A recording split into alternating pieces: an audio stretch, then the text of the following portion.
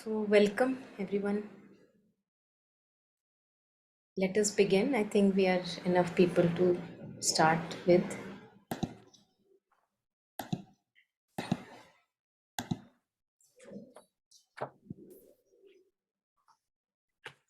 So, I believe we have to start from page 15, the last subheading, the body, mind, and the true nature of matter. Yeah. So, would anyone want to maybe a little bigger? Nice. Yes, anyone who feels ready to read it out for all of us.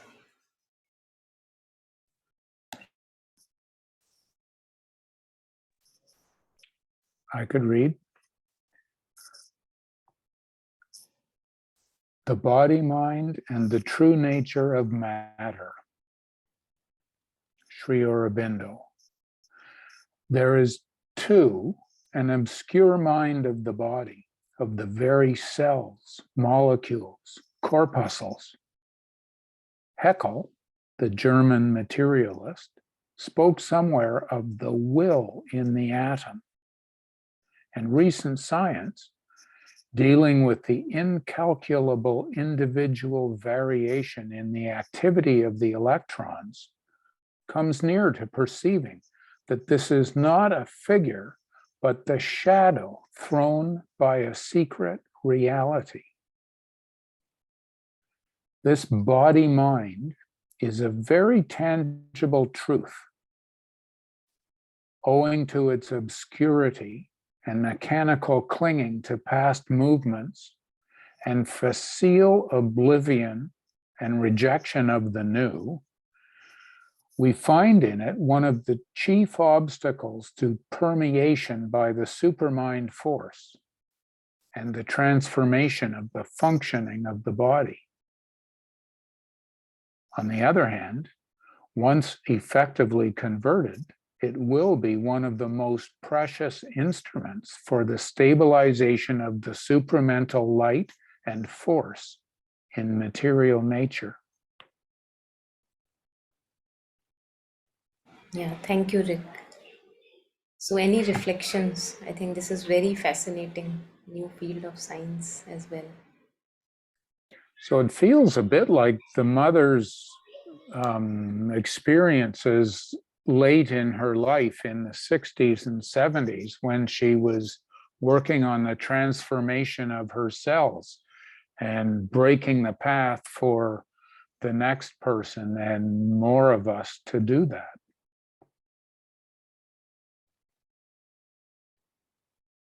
Yeah.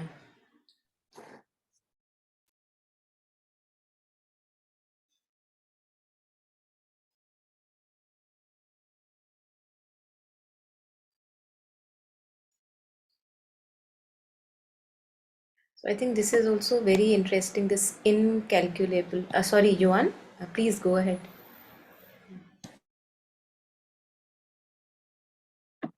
No, I just was thinking about maybe this is important in order to understand what we are talking about of the illness of the body, and also I think it gives a hint about the importance of this inner work and the sustaining of health in the body to the work, to the spiritual and supramental work. I was thinking about that. Yeah.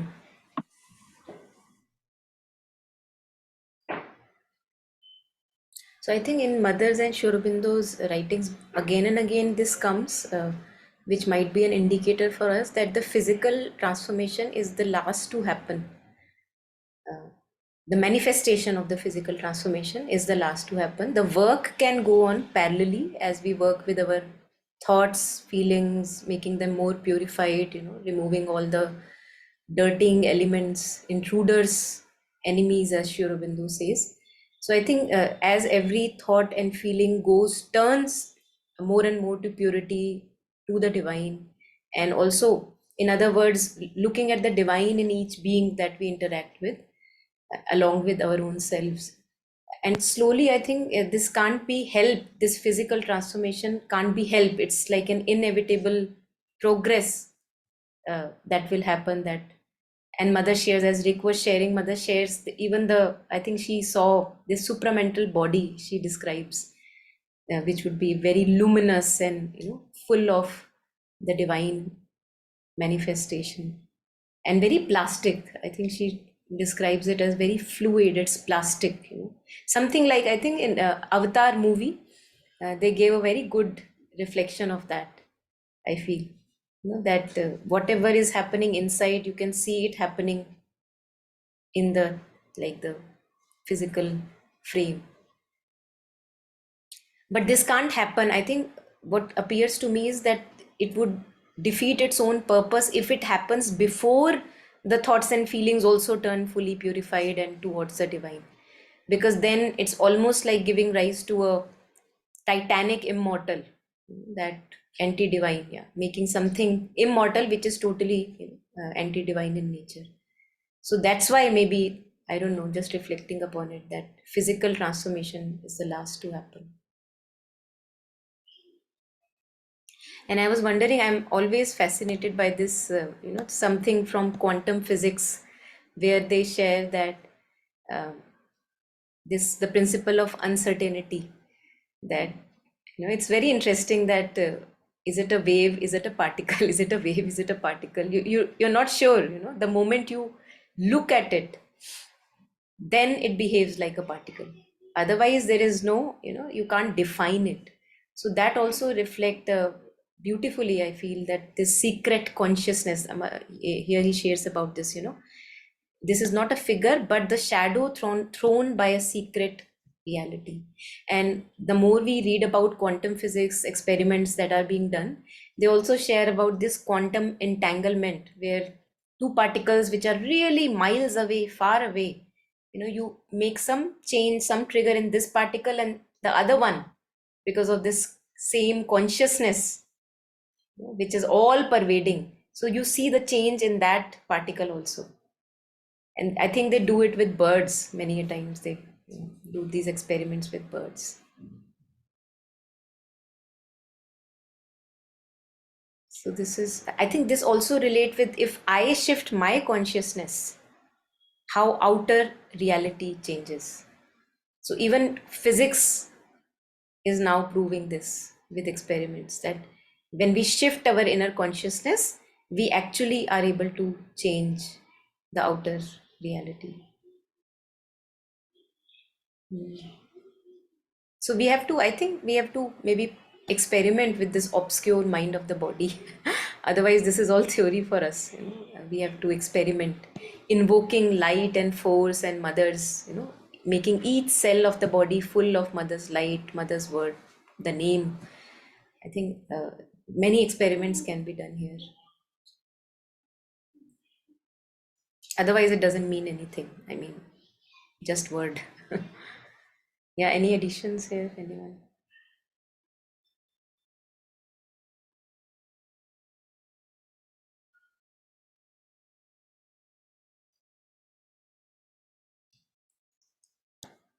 Yeah. So this body mind, the mind in the body, the physical mind, is a very tangible truth, palpable, one can experience. If one experiments, one can see the results. Owing to its obscurity and mechanical clinging to past movements and facile oblivion and rejection of the new, we find in it one of the chief obstacles to permeation by supermind force and the transformation of functioning of the body. So, as mother says, that even the cells that we have, they have actually become so habituated to death. So the mind of the cells, mother says, that as if they know that, oh, I have to die. So the mind of the cell has become habituated to dying. And this is what needs to change. And that is why there is even fear in the physical consciousness. I don't know, many of us may have felt it. Physical fear, like, you can see when you go within and like close your eyes and maybe tune in with your body and check each cell. I think this can be done.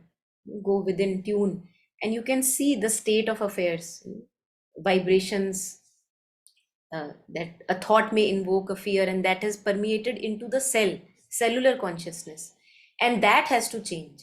So it's like one is stuck in the older grooves, older patterns, because we have been dying since ages. The cells now have a memory that, oh, I have to die, there is no point that I can be immortal, and that has to change. Now this is very stubborn condition which we have to work with, and that's why I think they say that it's not an easy one, this path. So those of us who are really convinced that, okay, I'm ready to do this, take this challenge and experiment, almost like an experiment, to invoke that immortality and divinity in the cells, and to remove all the fear and the fear of death, and that I have to die. If I am of a certain age, then I have to die. So this is like ingrained. And I was just reflecting today that many a times, if we have lived up to a certain age, maybe a very active, gracefully, very active life, we think that, oh, that is enough. I've really outstretched myself. So why? Because we are comparing with mortality. We are comparing that, oh, we die and the average age is 60, 70, whatever, any age that we may consider an average age. And see, I am stretched now till 95. Isn't that good enough? So we are comparing to our past groups. But the more I think we have purity and divinity in life, which is possible, we don't need to compare to these past limitations. So this is the chief obstacle, the rejection of the new, that I am not ready to believe that this body, this very body, can change. So ingrained is this death in the physical sense, that it has to come, it has to come, it has to come. And I feel that the more we live for the divine, the more we live sort of selflessly, there is no point that one would wish that okay, let me have a shorter life. Why not have a longer life for good work? Yes, I think, uh, well, Mother once told to a disciple that, you shouldn't think that death is mandatory, even though we will continue to die as a species and so on. But you shouldn't think that it's going to happen. You should live as maybe not. And I recently my grandmother passed. She was nearly 100 years, and my observation was also that it's natural to in a regular conscious to feel to a certain point, okay, I have no other purpose in life. It's like I'm boring, I'm watching TV, and my body doesn't work anymore. So what's the point? And it makes sense. But when you have an inner, when you have the sense of an inner work that you can continue forever, whatever time you have to live, you have an inner work to do, like consecration. So even in difficult times, even when the body is not as young, or whatever limitations you have, you can continue to have a sense of purpose, and it's different. You don't necessarily have to have an active life or have a purpose in the normal sense, but there's an inner purpose that can take you. Yeah, I think this sense of purpose is very important. Otherwise, I feel that there is a withdrawal from the life, that, oh, I have nothing to do really.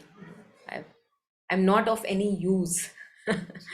I think this sense of meaning for human beings is very, very important. Yes, that's what keeps us alive. Yes.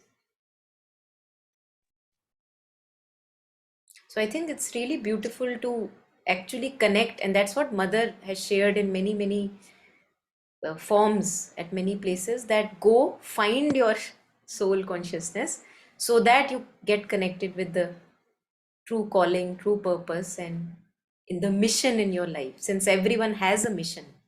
So when we are not able to connect with that mission, I think that really we feel that why are we living at all? Yes, that really resonates. Yeah.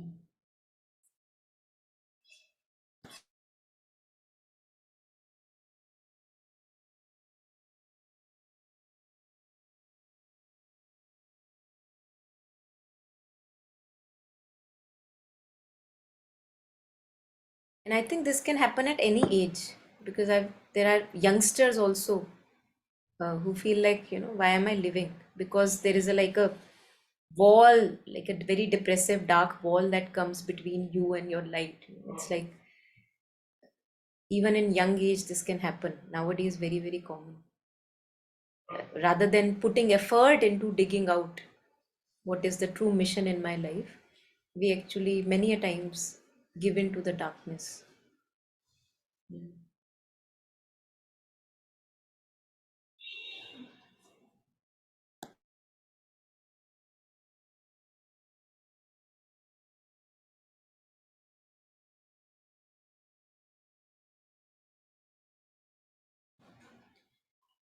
So this body, on the other hand, once effectively converted, it will be one of the most precious instruments for the stabilization of the supramental light and force in material nature. So I think this stability is very important, because the stronger the container, the more easily it can contain that kind of a light, force, and bliss. Otherwise, what will a weak container hold? So,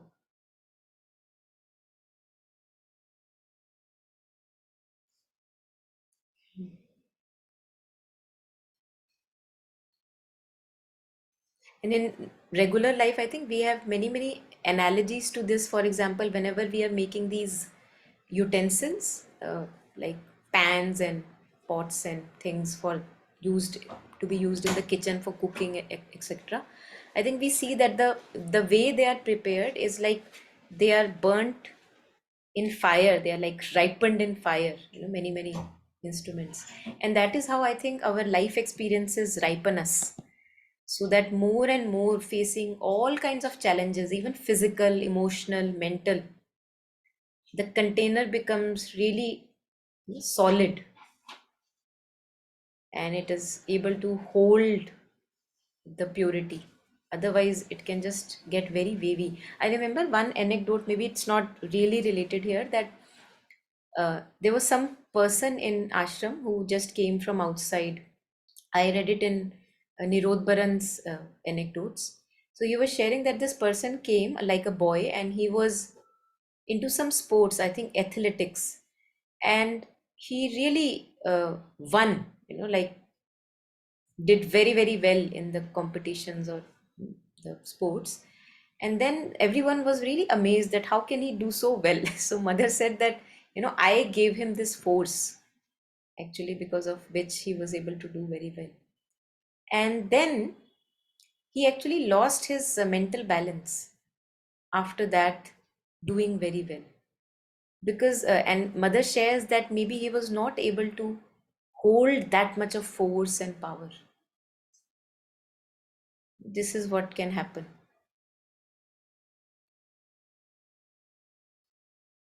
And this we see also, that whenever we are really joyous, we feel some kind of happiness and joy in life, most of the times we want to just throw that happiness away. Have you seen that? Like either you dance it out, or you want to just spill it around. You can't contain it. So that's the weakness in the container. We can't contain pain, we can't contain joy. How can we look to when will Ananda come in my life? Because I can't even contain joy and pain.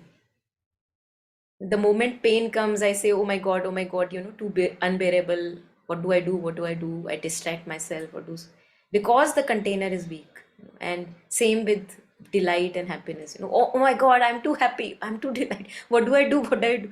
So you either dance it out or throw it away, you scatter it away, you can't contain it. So I think this is the weak, a reflection of weakness in the container, to be able to contain both. And many a times even stillness, with stillness and peace it happens that you have 3 minutes of stillness in meditation.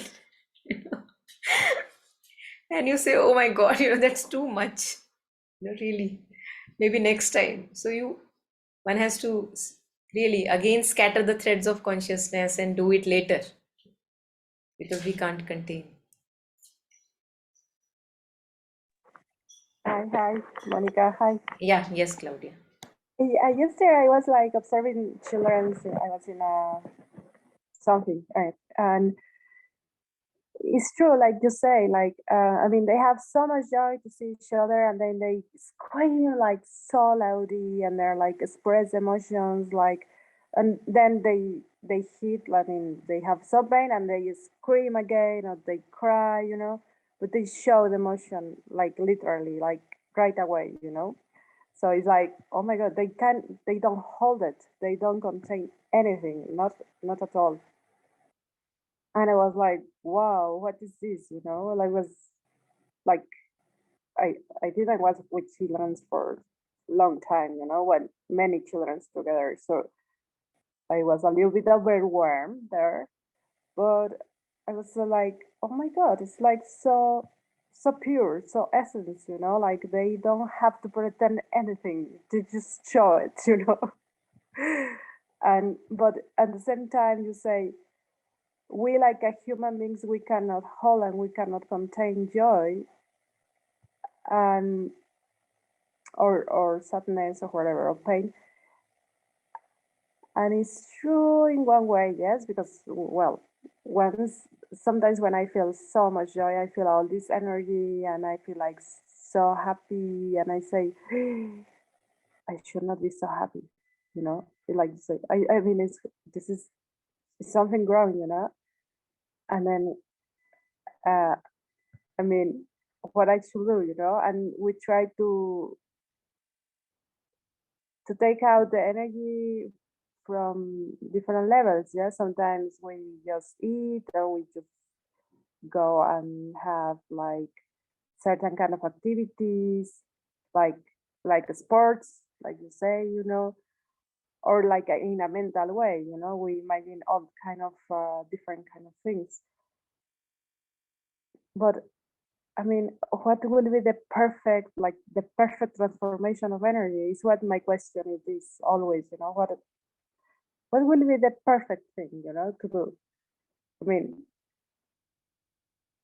I mean, my last teacher used to say the perfect transformation of energy is like when you become like, for example, a Leonardo da Vinci that make beautiful masterpieces, or like Queen Elizabeth that knew how to the first that knew how to manage her energy and help England to, I don't know, to do something with all this energy, But I don't know, what do you think about this, Monica? I mean, or the mother, how she speak about it. I think one thing which I remember reading is that this would be just beyond all conceptions. So whatever the mind can conceive of, that, oh, it would be like this, oh, it would be like this, it would be beyond all those conceptions. That is what I remember reading a few times. That you can't, the limited mind that we have, it cannot imagine. Of course, we are free to imagine, but we can't define it, because used to, all that we will use to define it is related to the past, like the examples you used, Leonardo da Vinci, or Queen Elizabeth. So they may be geniuses or exemplary people in their own right, of course, and way beyond the normal consciousness in their own times. But Sri Aurobindo shares, I think in maybe Life Divine, I can't remember where I came across this, that this is not going to be, limited to our imagination. This is something beyond. So, because whatever we think will be relating to the past. For example, like I share of something new fruit. I say, Claudia, I tasted a new fruit. Now, the way I can share it with you is that you may ask, how did it taste like? So the examples that I will use to tell you that how did it taste like, there are all going to be examples of past. Like, oh, it tastes like an apple. It tastes like a pear, or maybe a pineapple. So I can't tell you exactly the new taste because it is nowhere related to the past. And all that I have to relate to is the past. Yeah, exactly. Yeah. And I always like looking for the perfect way to transform it, like I always think that I am so imperfect that but the way I transform the energy, is imperfect, I am the bad, the worst, So I always say I am the worst, oh my Lord, I please give me your grace. But I mean, it's because I am comparing myself with others' work, and I'm not really observing all the things that I did with myself. So yes, it's good what you are telling me, Sabine.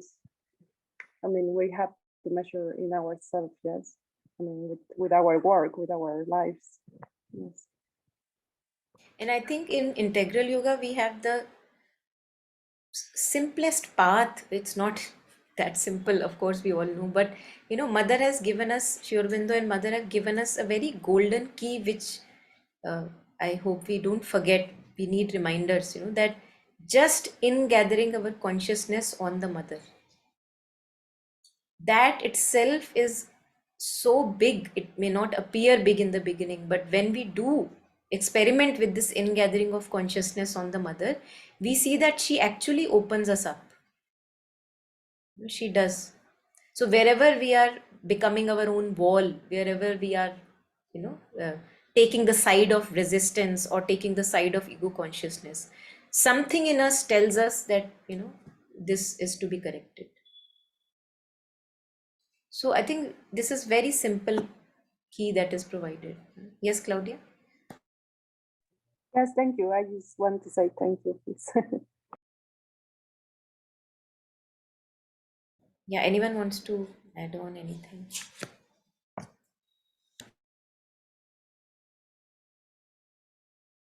Just beyond the conception, that has to be there because otherwise it doesn't make any sense, right? Like, even if we talk about that death is not a certainty. Like, even in, I don't know, the ancient texts, this a sentence like, but mrityu to nishchit hai, right? Like the death is the ultimate truth. Like, these sentences either have been used or they are propagated that is my end. So, be aware, be aware. It's used as a kind of, disciplining stick that you will die and you don't know where you will go to find out. So that's kind of there. And plus, when we were talking about that, how after a certain phase or stage or age, one feels that, okay, now it's time because the body starts giving up, right? Like so strongly. Say for example, now when I say get up from the floor, I used to jump and get up, and now I have to say, okay, I'm getting up, kind of a thing. So one, and then that thought comes that yes, like, oh, it's happening, that. So it's like because you're surrounded by that. And plus, say, if this was not to be, then, again, the logic mind says that, okay, then probably the masters and mystics would not have left their body, right? Then it would have been more believable for me to accept that. And yet there is time for everything, right? There's a stage, there's a way the evolution has to take place. But because everything that I do is with logic and things don't add up. You know how they say that the physical transformation is the last to take place, and yet one feels that if I would see somebody, if I could see somebody, I would then believe. And yet there's nothing to see, right? Like, of course, we say have heard about Mahavatar Babaji, who's, I don't know, they say 2000 years old and still in the body, and yet one wonders. I mean, honestly, one doesn't, and yet that if it's real, right? Like, whether does he have the body? He doesn't. So again and again, this fact that there's no point in going there, right? Like, it's not known. It's not something that you can just read about and just say that. You just have to offer. You just have to say that, okay, may be it, right? May your will be done, not mine. Because if I just let my will be done, the world will be very limited, right? Like very, very, very limited. And the evolution would have never taken place.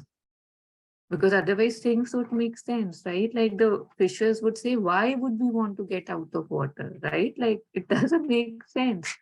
And yeah, just knowing that it never made sense, because sense is a very small tool then. I mean, things are beyond my making sense.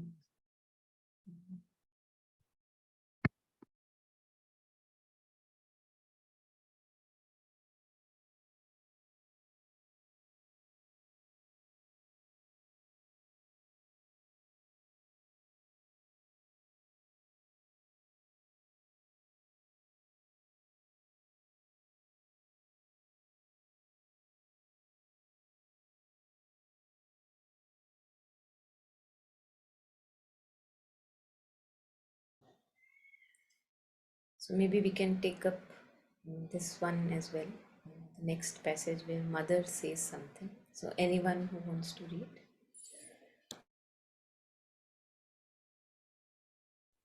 I can read. Am I audible? Yes.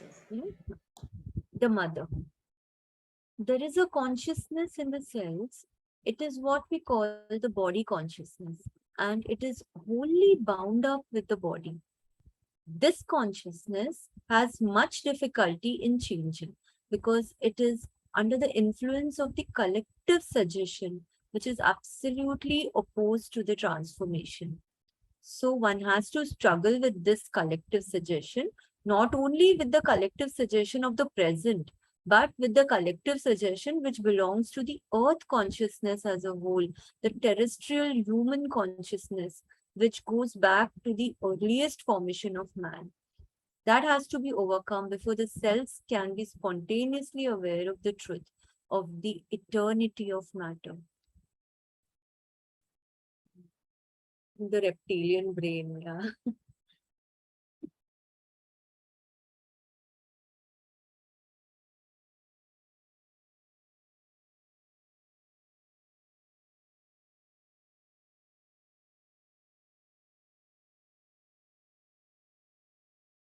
So I feel one needs to really, I see the aspect of purification again and again very relevant here. That the more we purify our consciousness, the more there is a stronger will, a deeper will that can arise and negate the collective suggestion. Because with this impurities within, there is no point that I'm going to be able to have that much of force, because I feel that this force that is required to negate the collective suggestion is a beyond humanly force. It's really not this force coming from the ego self, separate, limited self. Can't be. Can't be. The enemy is, I think, what was the thing in Lord of the Rings? The enemy has gotten stronger. Yeah.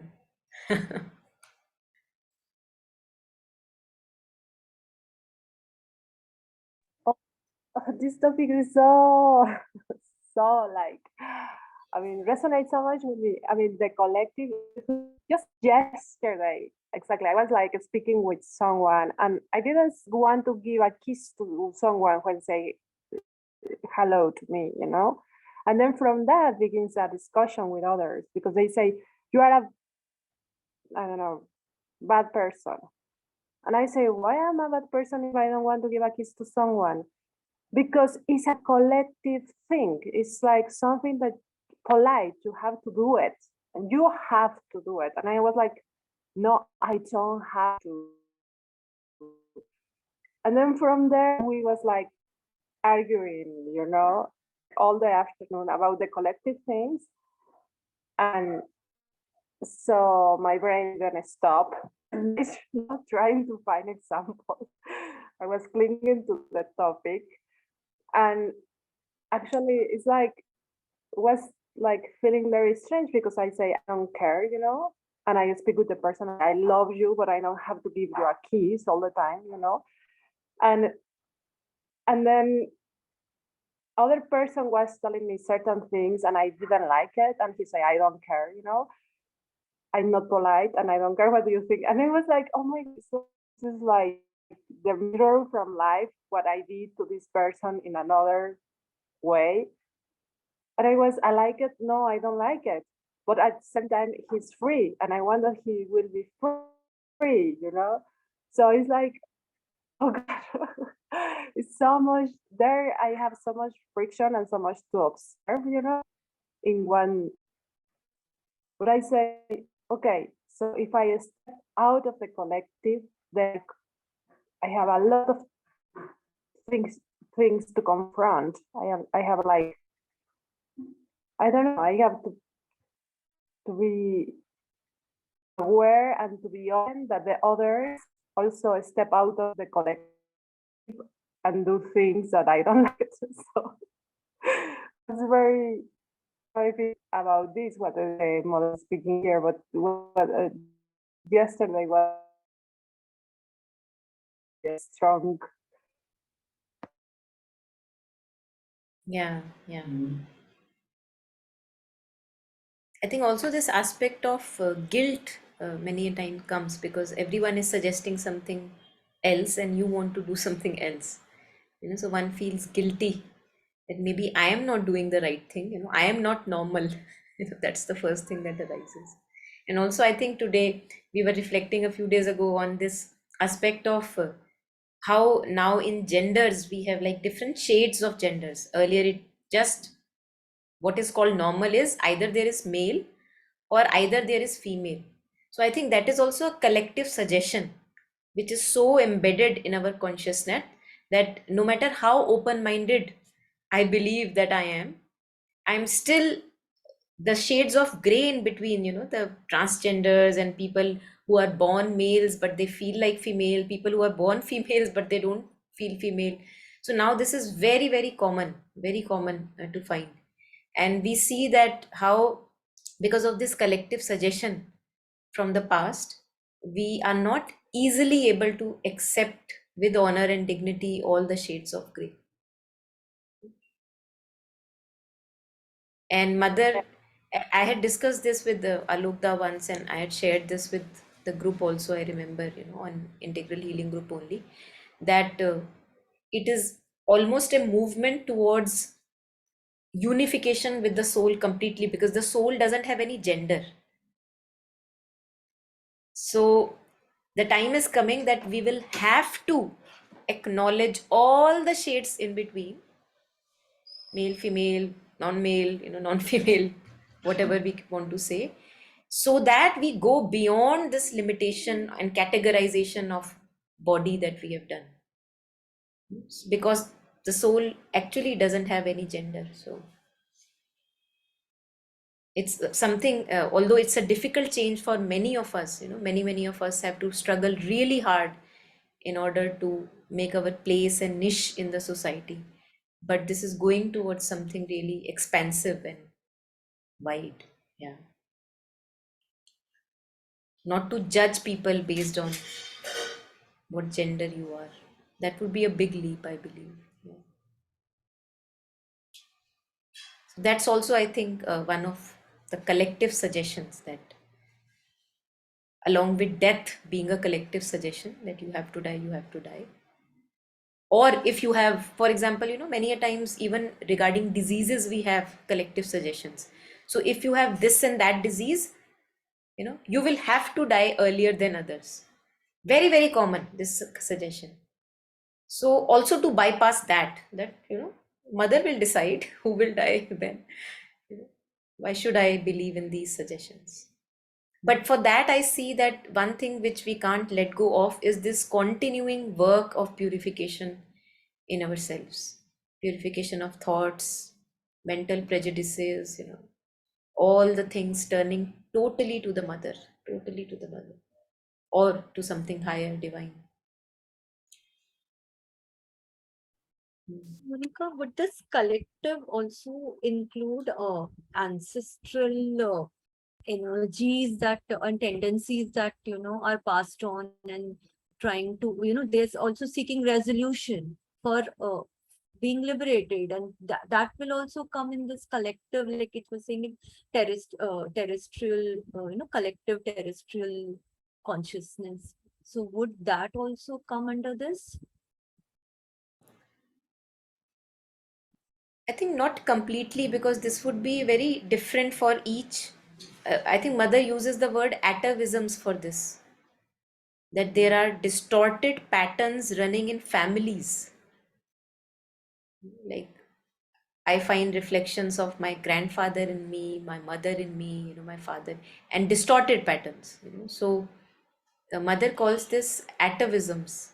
So I don't know if this would be called a collective thing. Well, for the person involved, of course, it could be collective, because of course there are many, many ancestors involved, but in a shorter frame. But when we talk about collective, it's collective for all of us. So that particular pattern, which is a distortion for my family, for my lineage, uh, would be different for another person, would be different for another person. So I think this maybe would categorize under atavisms, but I'm not sure. Okay, so family and ancestors bolo to atavism, but how about like thinking from the perspective of vital energies? Like, like you say, when you're, like when you're feeling low, or your frequency is low, then these vital energies that from the realm, like, they also are seeking for resolution, and they, like somehow work through you. This is also vital energy, right? So would that be under collective then, or not Yes, ancestral, yeah, but yeah, that, vital energy? yes, that could be called collective. Yes, yes, yeah. For example, depression, that's collective. That's a collective suggestion. Exactly, Yeah. exactly, because somewhere it is related to your vital energy. Yes, yes, You know, yes. Yeah. yeah, Doubt is a collective suggestion, I believe. Then how doubt is just endless. We can endlessly go on doubting everything.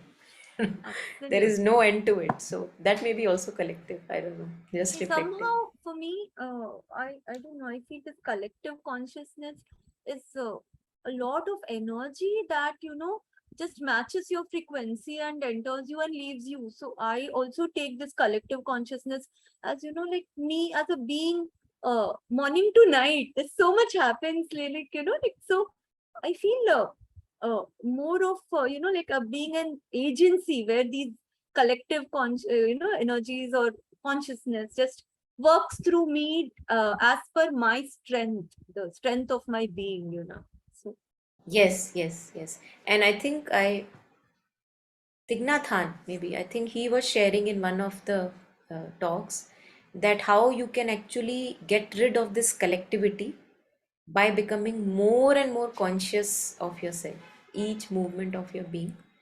So when you become conscious of each and every ripple that is arising throughout the day, 24 hours, and decide not to act according to a distorted dictate, when you become conscious of it and stay mindful with the breath, keeping the mind, yeah, so then you actually yeah. cut out the karma for Hmm.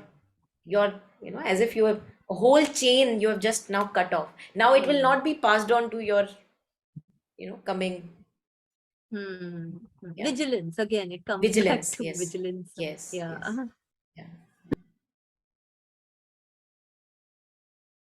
And we, since we are all connected, we are all interconnected, no matter we are in separate bodies. And that's why mother shares that if you make one movement where you overcome one desire, really overcome, like, substantially overcome one desire, step back from anger, step back from aggression, you are making a ripple which is actually, you may not know.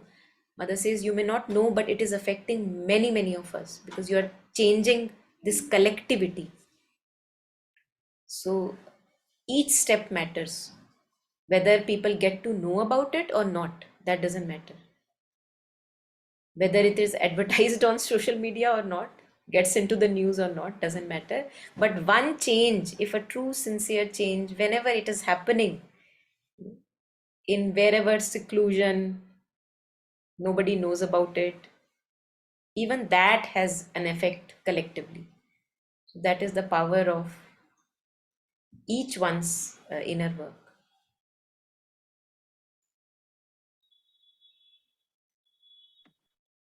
Yes, I was thinking something similar these days. I was reading a book called Daughter of Fire, which is the diaries of a woman who was uh, trained by a Sufi teacher in India. It's an amazing book. And I was thinking about how, what an amazing trip she had, what great teacher she became, and like no one ever knew about it until many times ago. Like also we have, I think, with the social media, a lot of collective suggestions, and we believe that, like, okay, you have to be visible, you have to increase your likes, and your, you know, everything is going outside, and on,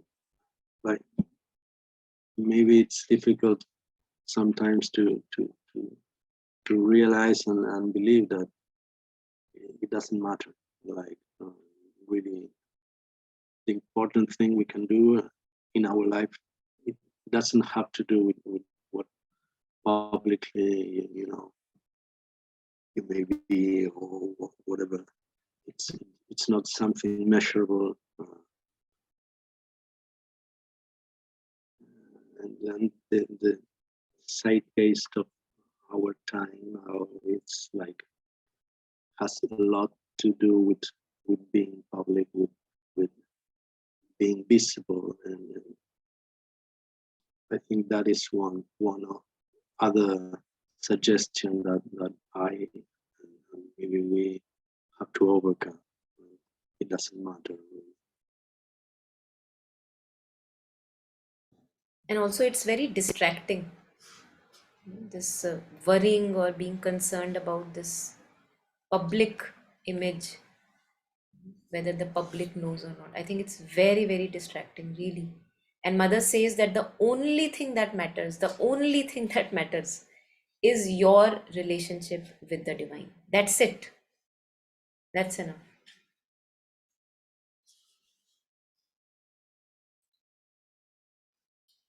So, how many likes, how many followers, really, nothing matters. Yeah. And I feel that this is very comforting. It's very comforting. Yeah.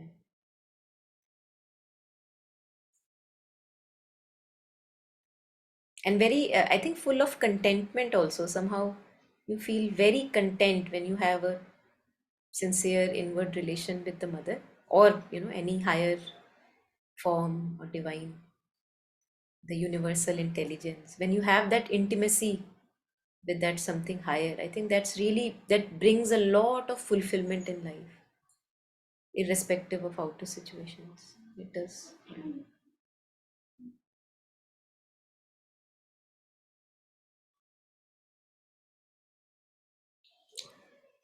Yeah. Any additions, anyone?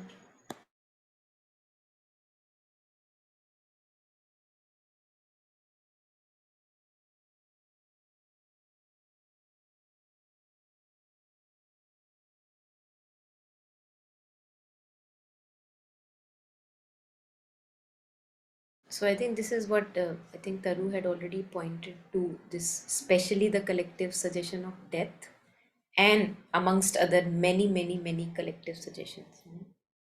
Also in respect with respect to diseases, life-threatening diseases, that how you believe easily that okay, if this has come to me, then I'm going to die. How easily we succumb to that collective suggestion. Yeah. So there is a struggle involved, as we can see. So one has to struggle with this collective suggestion, not only with the collective suggestion of the present, but with the collective suggestion which belongs to the earth consciousness as a whole. That this is how the structure of body is, that if this disease happens, it can't survive beyond this and that time. So this is the collective suggestion of earth. That the earth, the matter, that it cannot survive this much. But we see, I think here also, if we look even statistically, logically, whatever, since science also has to it needs proofs. So we see that even nowadays, contemporary so-called people, we see that it's we are crossing the thresholds, we are crossing our limits. So there are people amongst us who have made their body as if it's of steel, because of inner work, so much of people who can go deep underwater and hold their breath for beyond imagined time, which one would not imagine, that oh, how can you be alive. Then in many accidents we see that one is found alive, and one is wondering how that person is still alive. It's not possible. So again, challenging these earthly limits, where the spirit comes forward, and you see that wow, I thought this was my capacity, but I was wrong. And many times we see in our day-to-day experiences that we may be having some mild ache somewhere, or even stronger intense headache somewhere, but when there is something that we have to do, like something really important to us, then the headache really goes to a side, and we are up to it. And then towards the end of the day, we may be wondering that how was I capable of extending so far. Especially in terms of our children, I think this comes very handy, because somehow we are so, you know, like we can throw ourselves out for our children, most of us. So there we see that we have this reflection of going really too far beyond the capacities, so-called seeming capacities of the body.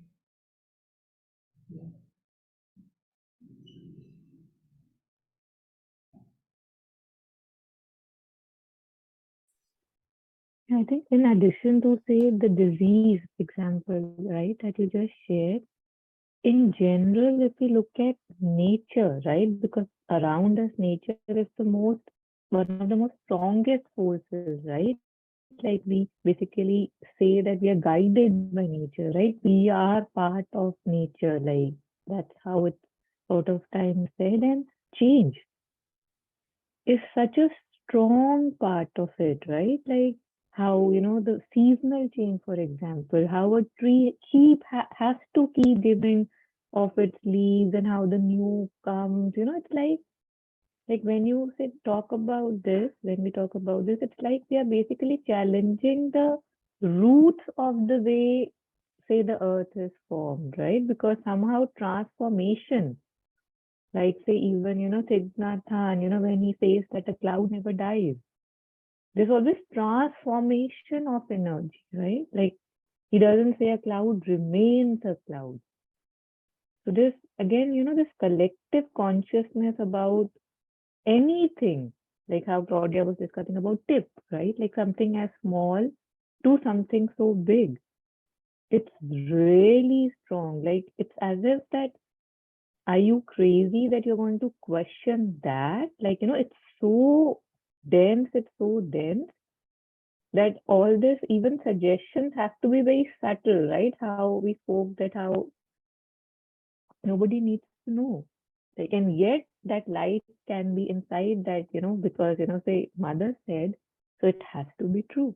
Just that faith, that with that faith, I feel I do light a smaller candle, right? That I don't know how it's going to happen, but she said it, and it has to be without thing, because this collective is unbelievably strong otherwise to even question.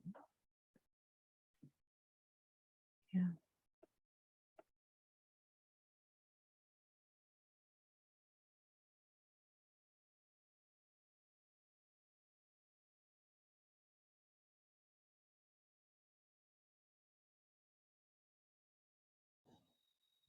Mm.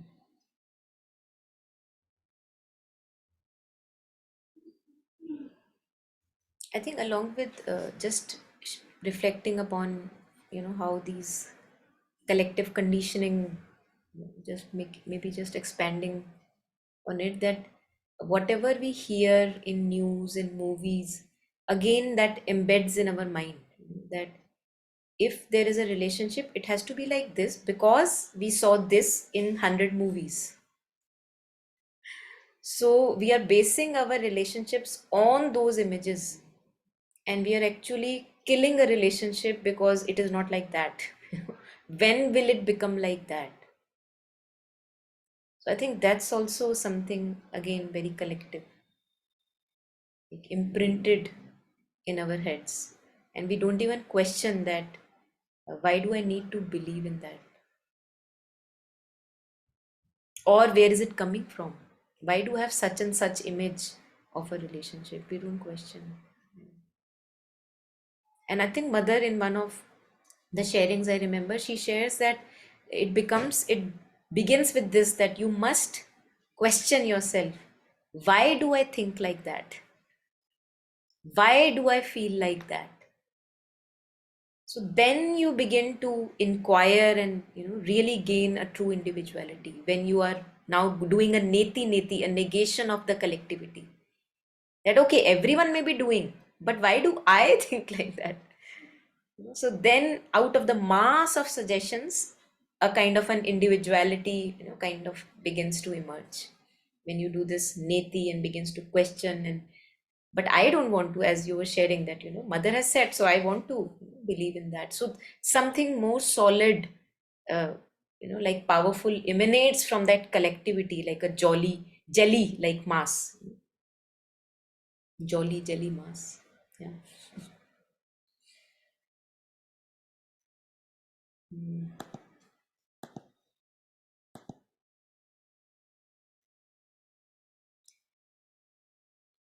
yeah.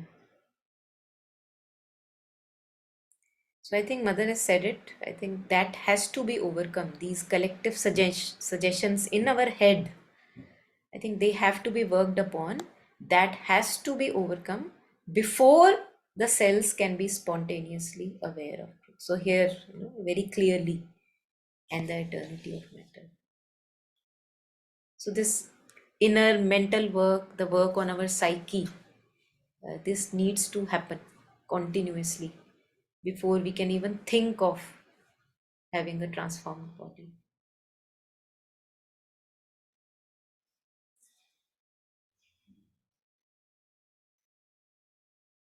Yeah, maybe taking this last thing and then we can end today. Yeah, would anyone want to? Taru, you wanted to read? You can read this one. Yeah, thank you. As you descend into that domain, the domain of the cells, even of the very constitution of the cells, how it seems less heavy. This sort of heaviness of matter disappears. It begins again to be fluid, vibrant. This would tend to prove that the heaviness, thickness, inertia, immobility is something added. It is not a quality essential to, it is the false matter, that which we think and feel, but not matter itself as it is.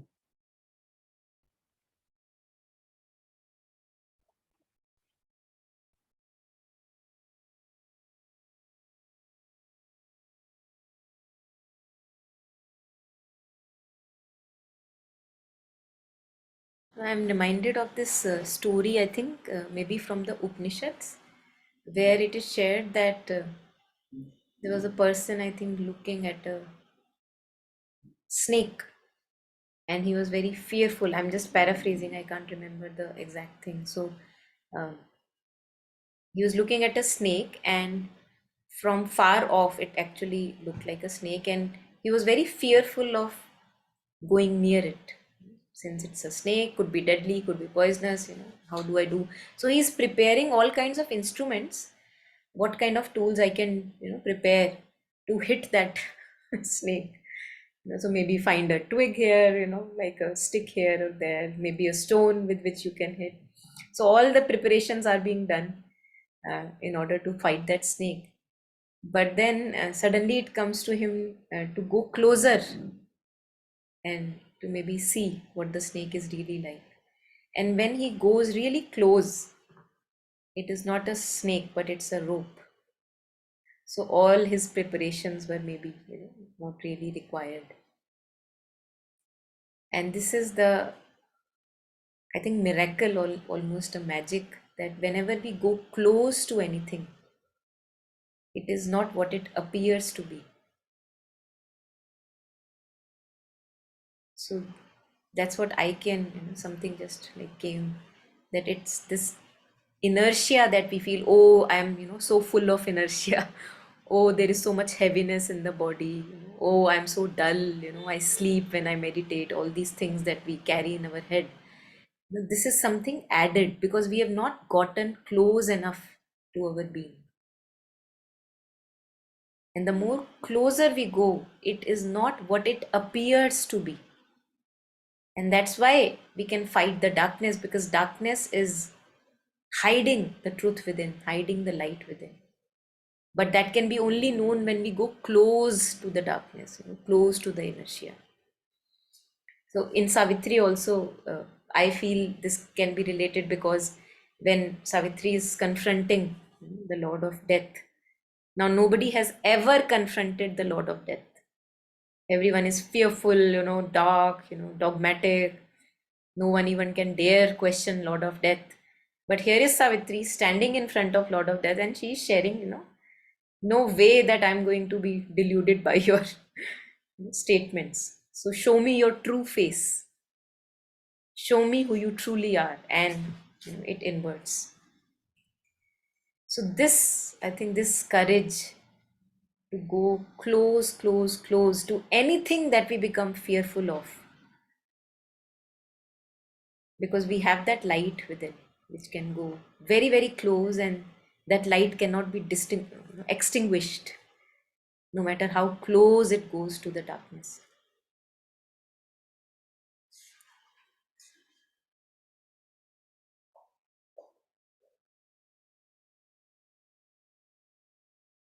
So I see here that it's almost that whatever appears to be, we don't have to go on the face values.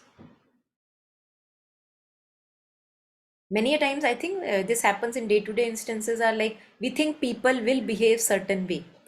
So we have ideas in our head that, oh, these kind of people I know, they will behave such and such way. But if we actually for a moment step back from our opinions and we see, okay, let me explore, and I don't want to believe in my rigid opinions, we see that we find things which are not in alignment with what I was thinking.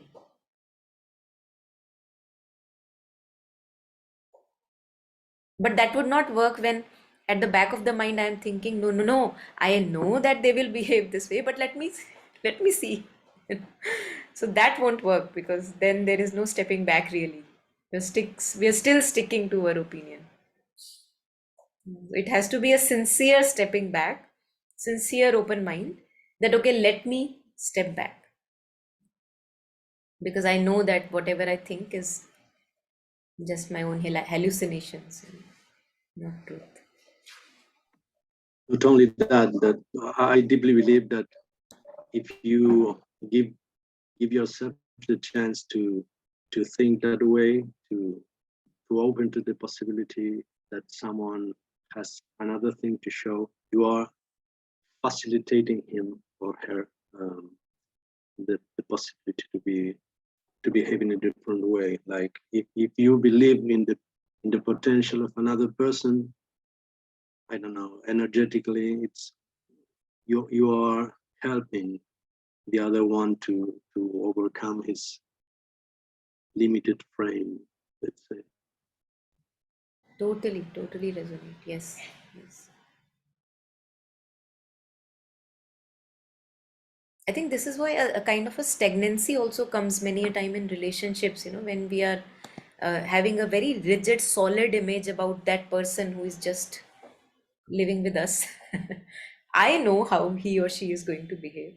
So that I know, actually we don't realize that it is actually prompting the other person to continue to behave in that same way again and again. And I totally resonate with what you shared, that the more we become open, we are actually facilitating that fluidity and progress in the other person's life also. Yeah. Along with our own Yeah. fluidity. Yeah. Also, in this kind of close relationships, also we can start to understand how much of the other person's response has to do with our own rigid forms. Like if we change, if we can open to new ways to be, to think, to operate. The other one, it's very linked together. But sometimes we are like, okay, tired of the other person's reactions, and we don't acknowledge how much of the other person's reaction has to do with what I do, or how can I change that relation.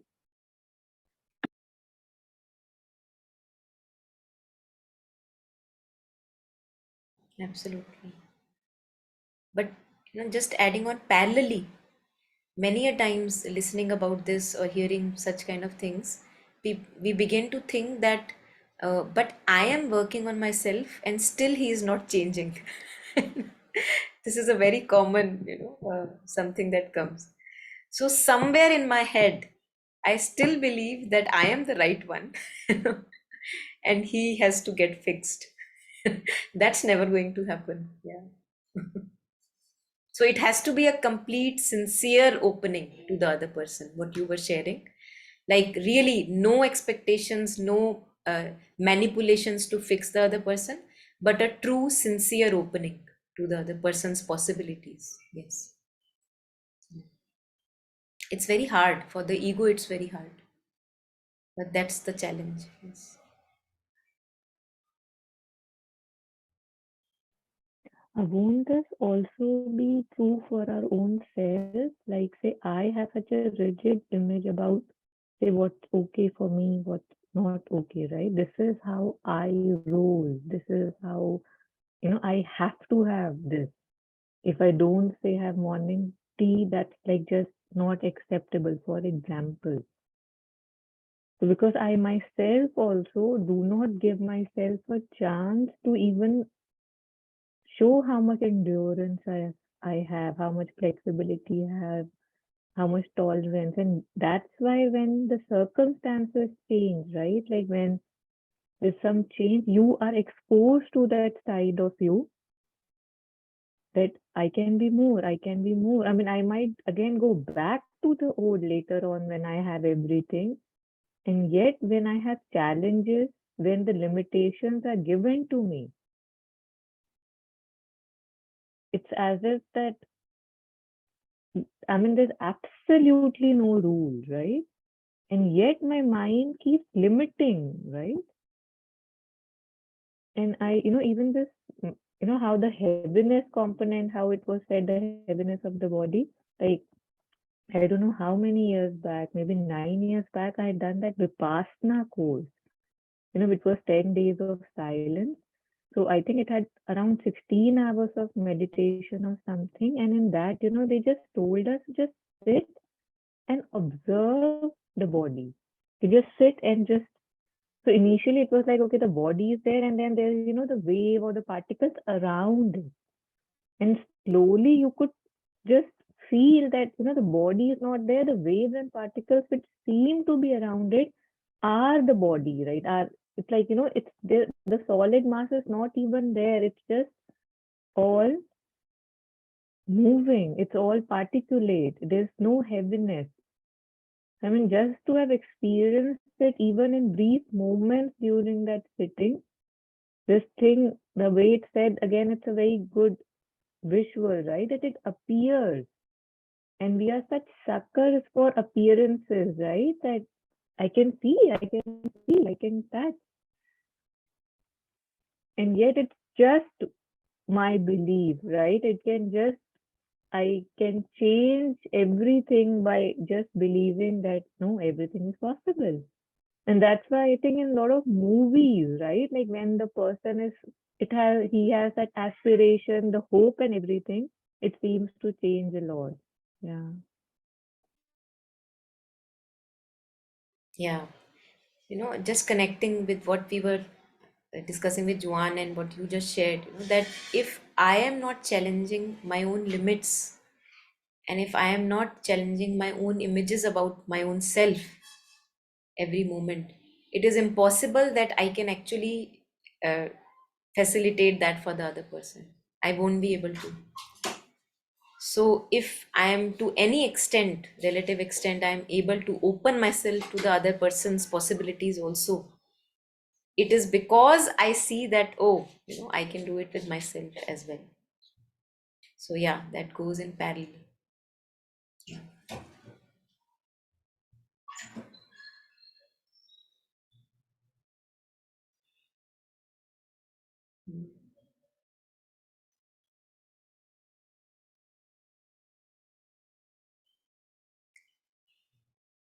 Okay, so any last comments, reflections, anyone?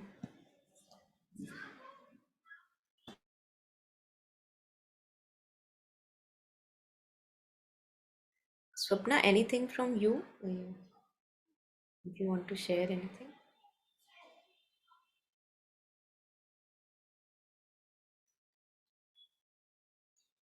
Okay. Yeah. Just listening this time, Monica, appreciating the conversation. Thank you. Okay.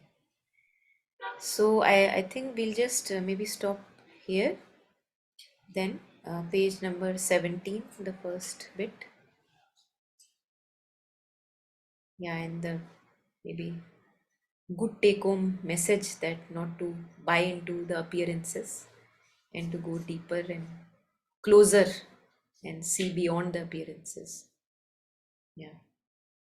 So maybe just taking one moment to just share this merit reflections, discussions with all the sentient beings. May all of us have true contentment, true joy and peace in progress.